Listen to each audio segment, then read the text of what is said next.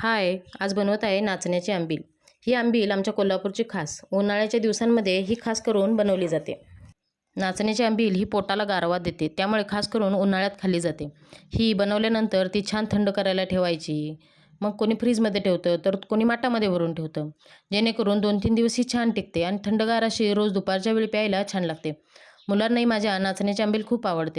उद्या हनुमान जयंती आणि लेकीला शिकायचा होता हनुमानांचा पाळणा, त्यामुळं मी आज तिला पाळणा शिकवत शिकवत आंबील बनवली। चैत्र पुनवेला आनंद झाला, अंजनी पोटी पुत्र जन्मला, नाव ठेविले वज्र हनुमाना, जो बाळा जो जो रे जो, नाव ठेविले वज्र हनुमाना, जो बाळा जो जो रे जो, अंजनी पोटी जन्माला येतो, तेजस्वी सूर्याला मिळाया जातो, तोच धाडसी बाळ मारुती, जो बाळा जो जो रे जो, तोच धाडसी बाळ मारुती, जो बाळा जो जो रे जो।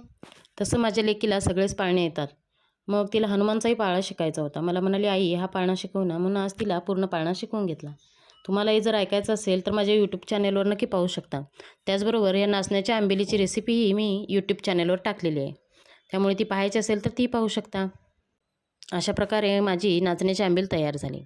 मस्त थंडगार झाल्यानंतर ही मुलांना मी दुपारच्या वेळी प्यायला देते, जेणेकरून शरीरातली उष्णता कमी होते। नाचण्याच्या आंबीलीमुळे पोटात गारवा निर्माण होतो आणि मग उष्णतेचा त्रास कमी होतो। थँक्यू।